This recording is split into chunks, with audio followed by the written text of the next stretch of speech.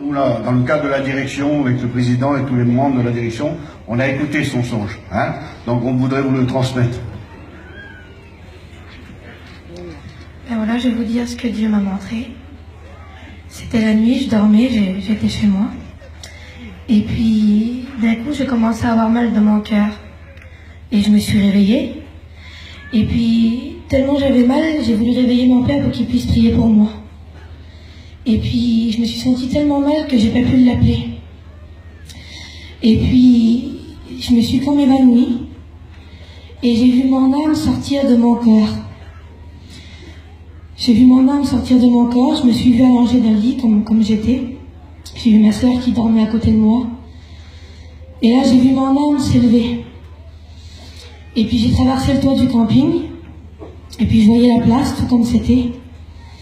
Et puis là, je suis montée. Et puis, je suis arrivée dans un lieu. Et puis ce lieu, je voyais rien, c'était tout noir, je voyais rien du tout. Mais il y a une angoisse qui m'a saisie, je ne peux pas vous expliquer comment. Cette angoisse, elle est rentrée dans moi, puis je sentais comme un fardeau qui était sur moi, puis c'était horrible. Et je suffoquais, puis je voyais rien du tout. Et là, j'ai vu une lumière descendre du ciel. Un ange s'est mis à côté de moi, et il m'a dit, n'aie pas peur. Il m'a dit, je m'appelle Emmanuel. Et quand il m'a dit ça m'a rassurée, mais j'avais encore peur. J'avais peur du lieu d'où j'étais. Et puis on a fait quelques pas, on a avancé un peu, et là je me suis trouvée devant 2 grandes portes. Et puis de chaque côté, il y avait un démon. Et puis l'ange qui était à côté de moi, il ne s'est pas adressé au démon, il n'a pas parlé, mais d'un signe de la main, les 2 portes se sont ouvertes. Et quand les 2 portes se sont ouvertes, il y a un vent qui est venu sur moi.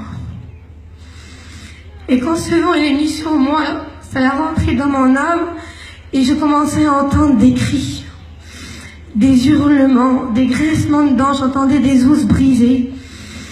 Et puis j'ai commencé à me reculer en arrière et puis j'ai dit à l'ange, j'ai dit, moi je veux pas entrer. Je dis, moi je comprends plus rien, je suis chrétienne, qu'est-ce que je fais là? Et puis l'ange il m'a dit, non, il dit, tu ne fais pas partie de ce lieu, mais il faut que tu vois pour que tu leur dises. Et puis malgré moi, j'ai entré dans ce lieu. Et puis j'ai commencé à avancer. Et puis là, à ma droite, il y avait un bassin.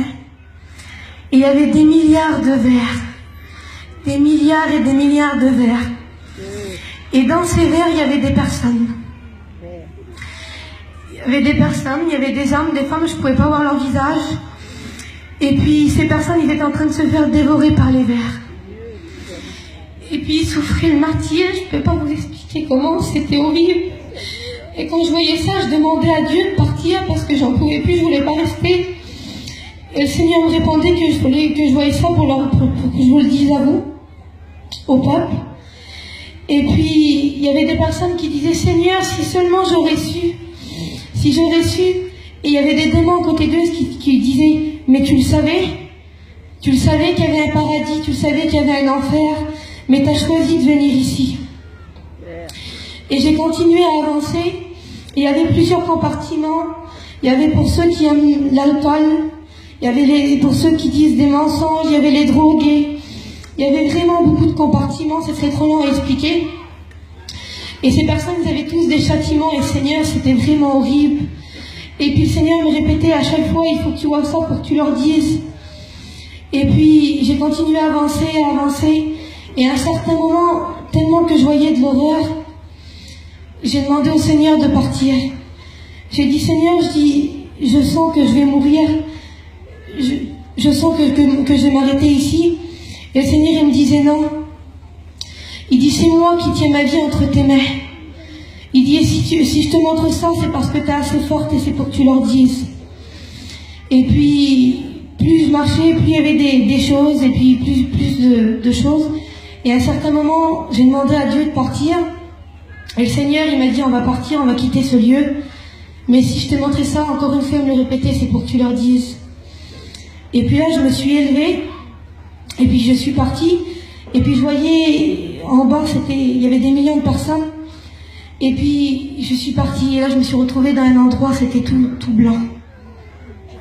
Il y avait 2 grandes portes encore devant moi. Ils étaient en or, ils étaient ornés de pierres précieuses. Et puis, de chaque côté, il y avait un ange.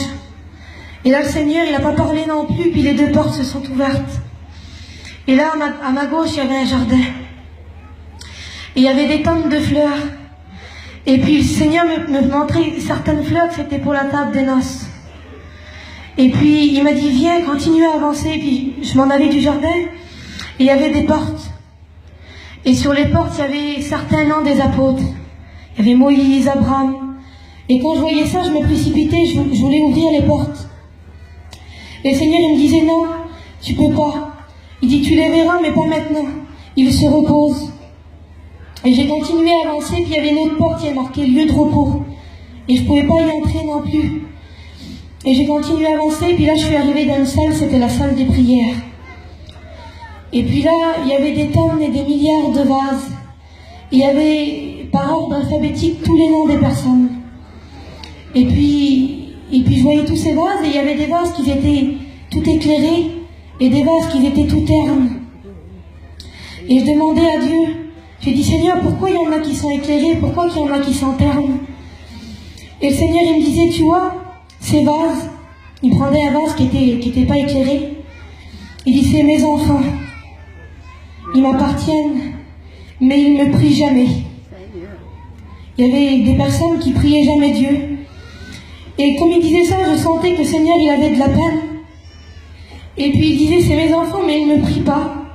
Ils ne me demandent jamais rien, ils ne me prient jamais.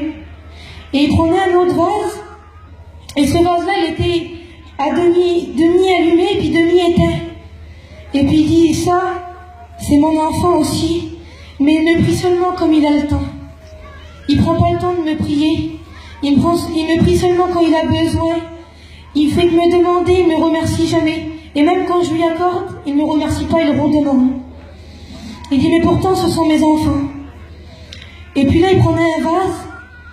Et là, ce vase-là était tout éclairé. Et il dit, ça, c'est mon enfant. Il dit, il me prie constamment. Il prend le temps de me prier. Même quand il est occupé, il s'arrête et il me prie. Et quand il disait ça, Seigneur, je sentais qu'il avait de la joie, que ça lui plaisait de parler de ces enfants-là. Et puis je disais à Dieu, je dis, Seigneur, y a-t-il des prières plus importantes que les autres? Est-ce qu'il y a des prières que tu entends plus que les autres? Ou est-ce que tu en entends 20 000 aujourd'hui ou 20 000 demain? Je lui demandais comment ça se passait. Et le Seigneur, il me disait non. Il disait que toutes les prières, elles avaient de l'importance à ses yeux. Peu importe la prière qui est élevée là, je l'entends et je prends soin de l'écouter.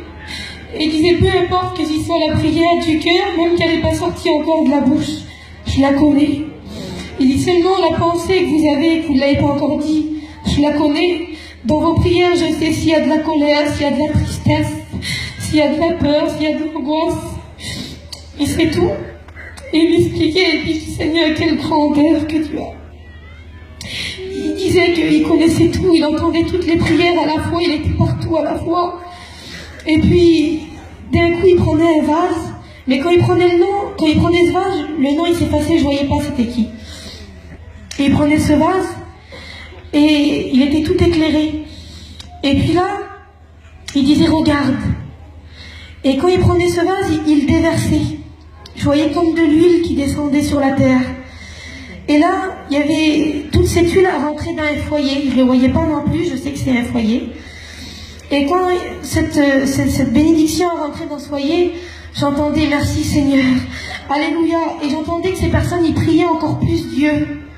Et ils disaient « Il était temps que la bénédiction arrive pour ces personnes ». Il disait que les prières qu'on lui adresse, il les renversait à un certain moment à lui en bénédiction pour nous. Et puis je disais, Seigneur, pourquoi des fois tu mets du temps à répondre? Pourquoi des fois, Seigneur, c'est lent? Pourquoi tu réponds pas tout de suite? Et le Seigneur, il disait, mon temps et le vôtre, c'est pas le même. Il disait, mes circonstances et les vôtres, c'est pas les mêmes. Et puis, j'ai sorti de cette salle, et j'ai été dans la salle des dîmes. Et là, c'était tout des coffres, des milliards de coffres. Et c'était encore une fois par ordre alphabétique, il y avait des milliards de noms. Et puis c'était pareil, les coffres étaient éteints et d'autres qui étaient allumés. Et puis quand je voyais ces coffres, je croyais tout comprendre. Et puis je disais, Seigneur, le coffre là, je dis, c'est quelqu'un qui donne beaucoup, puis lui qui donne pas beaucoup. Et le Seigneur il me disait, non, tu te trompes. Et puis Seigneur, je comprends pas. Et le Seigneur il prenait un petit coffre, et il était tout éclairé. Et il disait, tu vois, cette personne-là, il dit, elle donne ce qu'elle peut. Elle le fait de tout son cœur. Même si elle donne pas beaucoup, elle fait comme elle peut. Mais elle fait avec son cœur. Il dit, et ça m'est agréable. Et puis, il prenait un autre coffre qui était éteint. Et il disait, cette personne-là, elle donne beaucoup. Il disait pas que c'était mal, mais il disait qu'elle faisait pas de son cœur, qu'elle faisait pour se montrer. Et c'était pas agréable. Là, Dieu, il préférait quelqu'un qui donnait peu, mais avec son cœur. Et puis, j'ai sorti de cette salle, et j'ai arrivé dans la salle des victoires. Et puis là, c'était pareil, c'était comme des vaches, je pouvais voir en travers. Et puis, je voyais pas les personnes, mais je voyais des baptêmes, je voyais des mains qui se levaient. Et puis, je demandais à Dieu, je dis, Seigneur, c'est quoi ça? Et le Seigneur, il me disait ça, c'est toutes les victoires que vous remportez avec moi. Il dit, c'est noté ici. Et puis, la salle, elle n'avait pas de fin. Et puis, je dis, Seigneur, je dis, elle n'a pas de fin, cette salle. Il dit, mais avec moi, les victoires n'ont jamais de fin. Et puis, quand il disait ça, je comprenais vraiment la grandeur de Dieu. Et puis dans un des vases, je me voyais à moi. Et je dis, Seigneur, je suis là, moi, pourquoi je suis là, c'est quoi? Et le Seigneur, il me disait le jour, la date, le lieu, l'endroit, il me disait tout. Il dit, tu te rappelles quand tu avais de la haine et que je t'en ai délivré? C'était une victoire.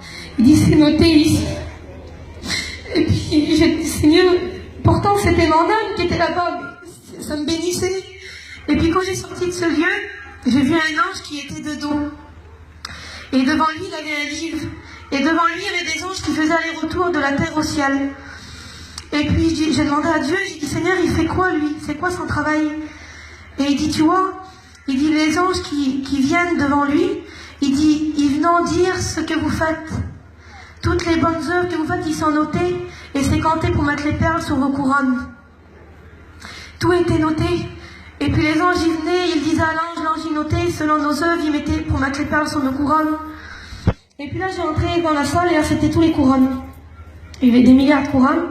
Il y en avait qui étaient ornées de diamants, puis il y en avait qui étaient toutes simples. Et puis, je voyais un ange qui les faisait. Et le Seigneur, il me disait, tu vois, il dit, bientôt, je vais revenir. Il fait toutes les couronnes, là, ils sont presque tous finis. Il n'y aura pas une couronne en plus, il n'y aura pas une couronne en moins. Il fait, bientôt, je reviens. Et j'ai sorti de cette salle encore, et j'ai entré encore dans une autre salle. Et là, c'était tous les vêtements blancs. Et j'ai envoyé, il y avait un ange qui était en train d'en faire. Et là, le Seigneur, il me disait, là, c'est la même chose. Il dit, il n'y aura pas une robe en moins, il n'y aura pas une en plus, tout est compté. Il dit, bientôt, je vais revenir. Et puis, j'ai encore sorti de cette salle, et là, c'était la salle où il y avait les ceintures. Et il y avait encore des pentes de ceinture. Et puis, il me disait encore la même chose, bientôt, je vais revenir. Il n'y en a pas une en moins, pas une en plus. Tout est compté. Et j'ai sorti de ce lieu, et je me suis mis... Et puis, j'ai commencé à avancer, puis j'entendais des bruits de chevaux. Et puis, j'ai dit, Seigneur, c'est quoi ça? Et il me disait que c'était les cavaliers de l'Apocalypse, qu'ils étaient prêts. Et je voyais, et comme il m'a dit ça, Seigneur, je voyais comme un trou dans les nuages. Et il y avait tous des anges autour. Et ils avaient toutes des trompettes sur leur bouche. Et il me disait un seul mot de moi, et c'est fini. Il dit un seul mot de moi et je reviens. Il dit, je vais revenir, je reviens. Et quand il disait ça, je voyais la table. La table a été préparée. Je voyais des anges qui préparaient. Et il y avait des couverts, vous savez, un plat, un couteau, une fourchette. Il y en avait, ça faisait longtemps qu'ils étaient là, et les anges mettaient juste de l'ordre. Et il y en avait qui avaient des couverts qui se rajoutaient. Et j'ai demandé à Dieu pourquoi. Et le Seigneur, il me disait que il y a des personnes qui allaient entendre que leur place allait être préparée. Et puis que le Seigneur qui revient, puis leur place elle est déjà préparée. Et il y en avait qui se rajoutaient. C'était ceux qui acceptaient Dieu, qui se baptisaient, ben leur place elle était préparée, les anges ils mettaient leur couvert. Et puis vraiment, quand il disait ça, je comprenais la grandeur de Dieu. Et puis il disait que, et puis il me disait ça, puis à un certain moment il m'a montré au milieu du ciel, il m'a montré la terre. Et il disait, regarde. Et quand j'ai regardé, moi je voyais comme des petites fourmis, je voyais pas bien. Et la terre s'est approchée de moi. Elle s'est rapprochée. Et là je voyais comme des personnes, je pouvais pas voir leur visage. Et le Seigneur il disait, regarde. Et il disait, s'agit-il ainsi pour moi? S'agit-il ainsi pour mon retour? Je voyais des personnes qui étaient préoccupées, ils étaient agités. Et puis le Seigneur il me disait non. Il dit, ils se préoccupent comme ça pour le monde, pour leurs affaires. Il dit, ils pensent pas à mon retour. Ces gens ils étaient préoccupés, pas pour le retour de Dieu, mais pour leurs affaires matérielles. Et puis il disait que la paresse s'était emparée d'eux. Il dit, regarde, c'est mes enfants, puis la paresse s'est emparée d'eux. Il dit, même dans les réunions, je voyais des salles, je voyais pas les personnes, je voyais pas le serviteur, mais je voyais que le serviteur, il disait Amen, et que sur 1000 personnes, je voyais 30 personnes qui disaient Amen. Et il disait, regarde, la paresse s'est emparée de mes enfants. Et puis, je voyais la grandeur de Dieu, il m'a expliqué des choses, ce serait trop long à expliquer, je peux pas tout vous dire, mais Dieu connaît tout. Je vous certifie que la moindre chose, même à l'instant que je vous parle, je sais qu'il est en train d'enregistrer, qu'il est en train de regarder dans vos cœurs. Et puis le Seigneur il me disait que même les prières des cœurs, le soupir, il connaissait. Et qu'il savait tout. Et puis au dernier moment, le Seigneur, j'ai dit à Dieu, j'ai dit, Seigneur, je ne veux pas retourner chez moi. J'ai dit, j'aime mes parents, j'aime ma soeur, j'aime ma famille, mais je ne veux pas retourner. J'ai dit, garde-moi ici, donne-moi le plus petit des travails qu'il y a, et je reste ici. Et le Seigneur, il m'a dit non. Il m'a dit, si je t'ai montré ça, c'est pour que tu leur dises. Et puis j'ai dit, d'accord Seigneur, alors je leur dirai. Et là, le Seigneur, c'est comme si il m'a poussé avec ses mains. Et j'ai tombé en bas du ciel. Je suis partie à une vitesse, je ne peux pas vous dire comment, j'ai tout retraversé des univers. Et là, j'ai re-rentré dans mon corps. Et quand j'ai re-rentré dans mon corps, j'avais mal partout, j'ai pas pu m'endormir parce que j'avais peur. J'avais pas peur du paradis, mais j'avais peur de l'enfer. Je ne peux pas tout vous expliquer, ce serait trop long. Mais ce que j'ai vu, c'était horrible. Et j'avais peur, je me suis pas endormie. Et les jours à venir, je demandais à Dieu la paix parce que je pouvais plus dormir. Et j'ai mis du temps à expliquer à mes parents, à chaque fois que je disais, mon père, ma mère, faut que je vous explique ce que Dieu m'a montré. Je pleurais du matin au soir et je pouvais pas expliquer. Et là, je crois que c'était le temps de Dieu pour que je le dise. Et puis je remercie le Seigneur que les frères m'ont permis de le dire ce matin. Et puis j'espère que ça vous bénira comme moi ça m'a béni. Que Dieu vous bénisse.